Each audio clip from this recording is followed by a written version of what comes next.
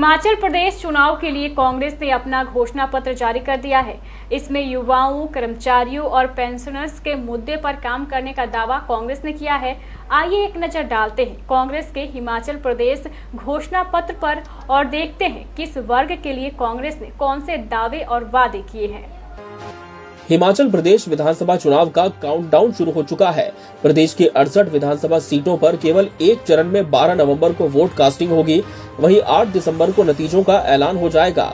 इससे पहले कांग्रेस के शिमला स्थित प्रदेश कार्यालय राजीव भवन में छत्तीसगढ़ के मुख्यमंत्री भूपेश बघेल, राज्यसभा सांसद राजीव शुक्ला और घोषणा पत्र कमेटी के अध्यक्ष धनीराम शांडिल्य, प्रदेश अध्यक्ष और सांसद प्रतिभा सिंह की मौजूदगी में कांग्रेस ने अपना जन घोषणा पत्र लॉन्च कर दिया है।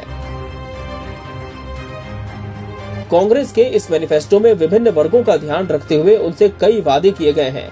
कांग्रेस ने कहा कि मंत्रिमंडल की पहली बैठक में 1 लाख सरकारी नौकरियां दी जाएंगी। जयराम सरकार द्वारा राजनीतिक आधार पर कर्मचारियों को प्रताड़ित करने के लिए किए गए सभी ट्रांसफर रद्द किए जाएंगे।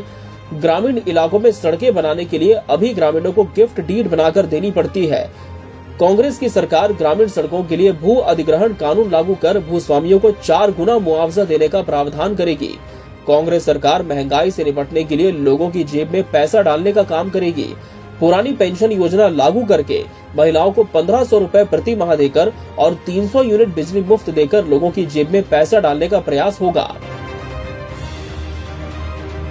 अगर प्रदेश में कांग्रेस की सरकार बनती है तो कृषि और बागवानी आयोग का गठन होगा, जिसमें किसानों और बागवानों को पर्याप्त प्रतिनिधित्व दिया जाएगा। किसानों और बागवानों की सलाह से यह आयोग फलों की कीमत तय करेगा। आयोग की सलाह पर हर कैटेगरी के सेब के लिए एक न्यूनतम समर्थन मूल्य घोषित किया जाएगा। इससे कम दाम पर किसी को भी सेब खरीदने पर रोक लगा दी जाएगी, चाहे वो अडानी की कंपनी ही क्यों न हो। सोलन जिले में एक फूड प्रोसेसिंग पार्क बनाया जाएगा। हर पशुपालक से हर दिन 10 किलो दूध सरकार की ओर से खरीदा जाएगा। इससे पशुपालकों को प्रोत्साहन भी मिलेगा और आवारा पशुओं की समस्या भी कम होगी। पशुपालकों से 2 रुपए प्रति किलो की दर से गोबर खरीदा जाएगा। इस गोबर से वर्मी कंपोस्ट में बदलने के लिए पंचायत के स्तर पर व्यवस्था बनाई जाएगी। पशु चारा के लिए विशेष अनुदान मिलेगा। प्रति घर में 4 गायों तक की खरीदी पर सब्सिडी दी जाएगी। नई पर्यटन नीति बनाकर गांव में पर्यटन को बढ़ावा देने के लिए स्मार्ट विलेज परियोजना शुरू की जाएगी। इन गांव में पर्यटन की आधुनिक सुविधाएं विकसित होंगी। टैक्सी सेवाएं पर्यटन का अभिन्न अंग है और पिछले 5 सालों में टैक्सी चालकों की स्थिति दयनीय सी हो गई है।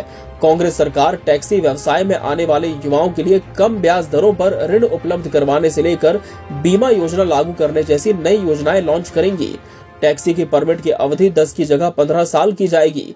धार्मिक स्थलों को पर्यटन की दृष्टि से विकसित करने और ढांचागत विकास के लिए विधायकों को देवभूमि विकास निधि के तहत बजट आवंटित किया जाएगा। वहीं मंत्रिमंडल की पहली बैठक में पुरानी पेंशन व्यवस्था लागू होगी। कर्मचारियों को दिए एरियर का निश्चित समयावधि में भुगतान सुनिश्चित होगा। आउटसोर्स कर्मचारियों के लिए एक नई पारदर्शी नीति बनाई जाएगी। संविदा या कॉन्ट्रैक्ट कर्मचारियों को नियमित भर्ती में बोनस अंक देकर प्राथमिकता दी जाएगी। कर्मचारियों के वेतन भत्तों की बढ़ोतरी और पदोन्नति को समयबद्ध तरीके से लागू किया जाएगा। पुलिस की समस्त कॉन्ट्रैक्ट नियुक्तियां 8 साल की जगह 2 साल में नियमित की जाएंगी। कांग्रेस ने अपने जन घोषणा पत्र में पुलिस कर्मियों का भी ध्यान रखा है और ऐलान किया कि पुलिस कर्मियों को 13वें महीने का अतिरिक्त वेतन नए वेतनमान के आधार पर दिया जाएगा। पुलिस कर्मियों का राशन जो अभी केवल 27 रुपए प्रतिदिन का है, इसे बढ़ाकर पड़ोसी राज्यों के समकक्ष लाया जाएगा। विषम परिस्थितियों में पत्रकारों की सहायता के लिए जनसंपर्क विभाग में एक पत्रकार राहत कोष की स्थापना की जाएगी। इसमें स्वयं पत्रकार और उनके सगे संबंधियों को 2 लाख रुपए तक की सहायता मिलेगी। सेवानिवृत्त पत्रकारों के लिए एक पेंशन योजना लागू की जाएगी। तो कुल मिलाकर अपने घोषणा पत्र में कांग्रेस ने मनभावने वादों और दावों की एक लंबी फेहरिस्त पेश की है।